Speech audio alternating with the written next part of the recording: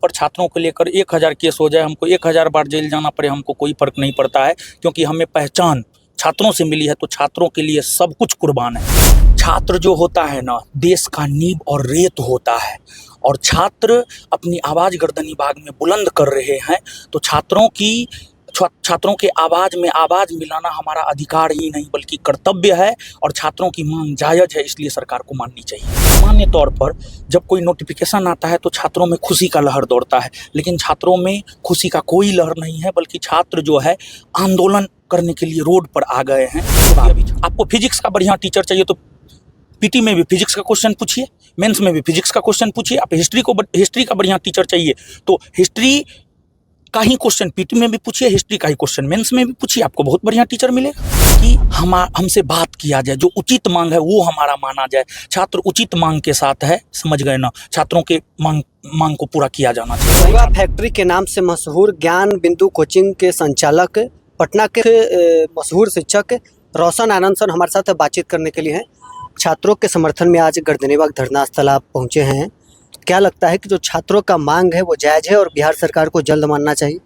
निश्चित तौर पर मानना चाहिए। देखिए, छात्र जो होता है ना, देश का नींव और रेत होता है, और छात्र अपनी आवाज़ गर्दनी बाग में बुलंद कर रहे हैं, तो छात्रों के आवाज़ में आवाज़ मिलाना हमारा अधिकार ही नहीं बल्कि कर्तव्य है, और छात्रों की मांग जायज़ है, इसलिए सरकार को माननी चाहिए। छात्र का जो मांग है बीपीएससी TRE4 का विज्ञापन है, वो तो पहले ही दिन आंदोलन ये लोग किए और शिक्षा मंत्री ने बोला कि जल्द आ जाएगा और विज्ञापन आ भी गया। फिर जो और बात है, शिक्षा विभाग से वार्ता करके तो भी तो मानी जा सकती है। निश्चित तौर पर मानी जा सकती है।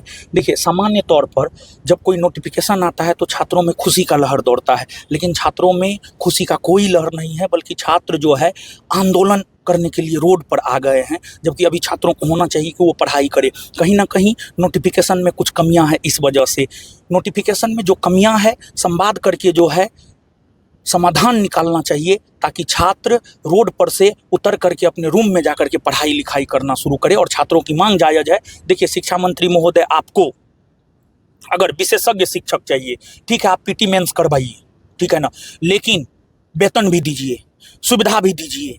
और दूसरी बात, आपको फिजिक्स का बढ़िया टीचर चाहिए तो पीटी में भी फिजिक्स का क्वेश्चन पूछिए, मेंस में भी फिजिक्स का क्वेश्चन पूछिए। आप हिस्ट्री का बढ़िया टीचर चाहिए तो हिस्ट्री का ही क्वेश्चन पीटी में भी पूछिए, हिस्ट्री का ही क्वेश्चन मेंस में भी पूछिए, आपको बहुत बढ़िया टीचर मिलेगा। आप हजारों छात्र लेकर पहुंचे थे, कोचिंग आपका आज बंद था। देखिए, हम छात्र आए थे, हम कहाँ लेकर के पहुंचे थे? छात्र तो अपने मन से आए थे, ठीक है ना, छात्र अपने मन से आए थे। छात्रों का मुद्दा है तो छात्र क्यों नहीं आएंगे, बताइए आप हमको, ठीक है ना।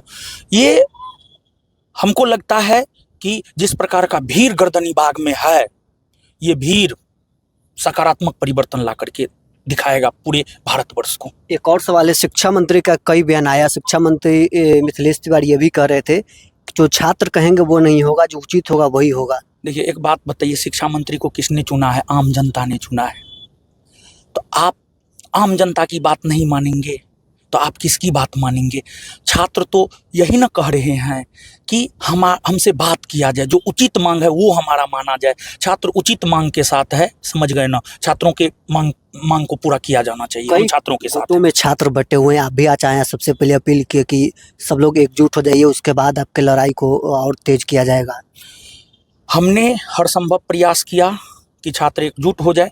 अब जब छात्र एकजुट होंगे तभी जाकर के कुछ सकारात्मक परिवर्तन देखने को मिलेगा। क्योंकि देखिए, अगर घर में ही फूट होगा, आप देखिए विभीषण की वजह से रावण मारा गया था, घर में फूट होगा तो फिर मतलब दबा दिए जाएंगे, आपकी आवाज़ को दबा दिया जाएगा। तो हम आपके चैनल के माध्यम से भी पुनः छात्र तो एक है, छात्र नेताओं से हम यह रिक्वेस्ट करते हैं कि छात्र नेता एकजुट हो जाए। एक आखिरी सवाल रहेगा, पिछला बार जब आंदोलन हुआ था बीपीएससी 17वीं को लेकर, आप जेल भी गए थे।